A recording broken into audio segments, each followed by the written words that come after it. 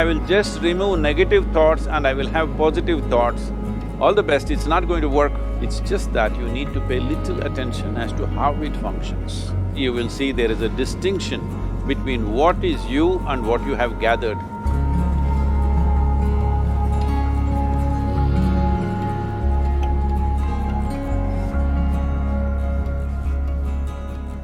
Well, see the way the question is asked and also the way normally it's addressed is, people think there is something called as negative thought and positive thought.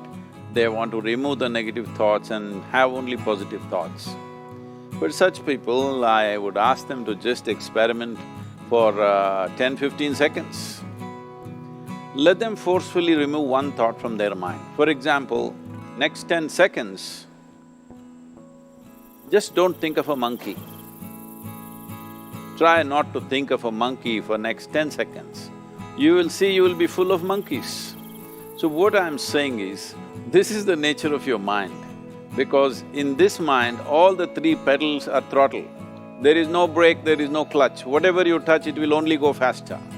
In this kind of mind, people have been taught from moral teachers and religious teachers, do not think about bad things. Well, since then it's been a full-time job. So there is no way you can handle the mind like this. This doesn't need any great enlightenment.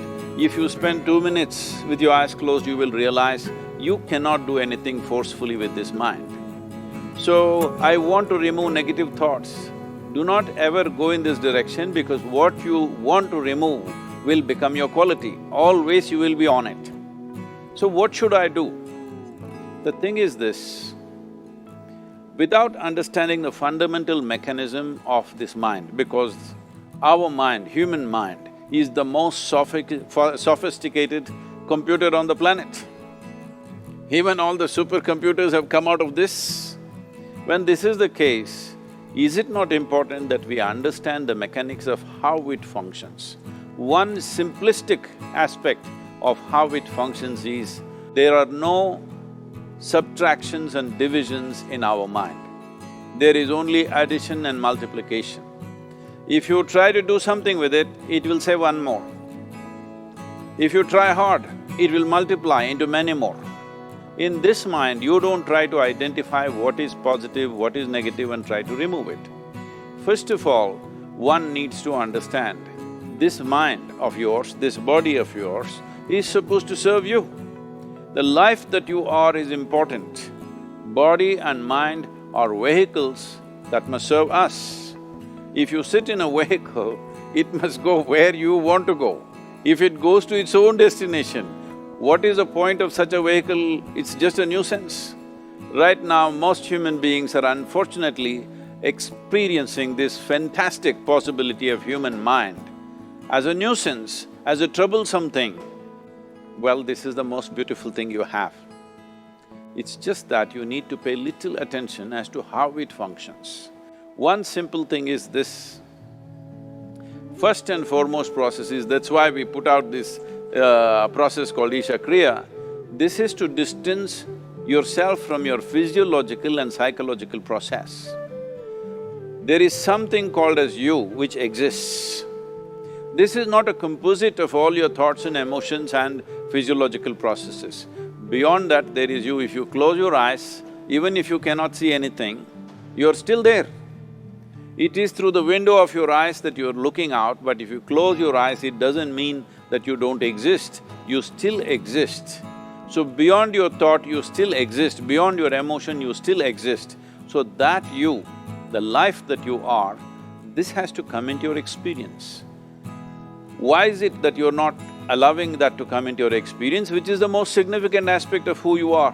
Who you are right now, the most significant aspect is, you and me are alive right now, this is it.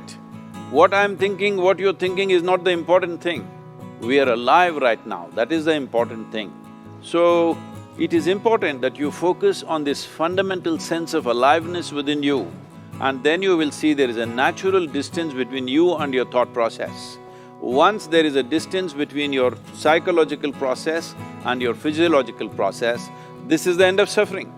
Because there are only two kinds of suffering that human beings go through. physical suffering and mental suffering.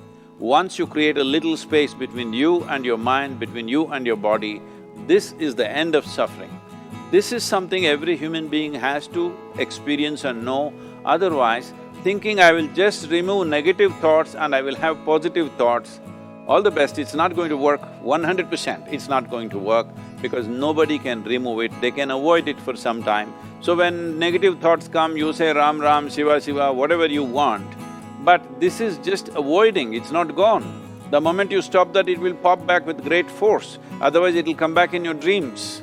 So it's very important, first of all you need to understand your anger, your resentment, your fear, your anxieties, the negativity that you generate.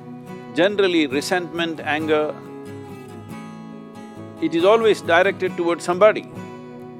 But we need to understand this is poisons that we are drinking and expecting somebody else to die. Fortunately, life doesn't work like that. If I drink poison, I die. If I drink poison, you don't die. So, we need to understand this. When I say poison, today you can have yourself chemically analyzed. Right now, what is your blood work, what it says? 5 minutes of intense anger, check your blood work and see, there will be lots of negative elements in it, literally you're poisoning yourself. So, do you want to poison yourself? Definitely not. Now the very question is coming from certain helplessness, what shall I do?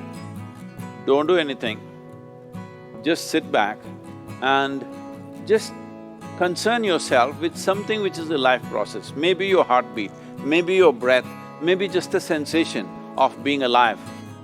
Depending upon how sensitive or how perceptive you are, accordingly, find something.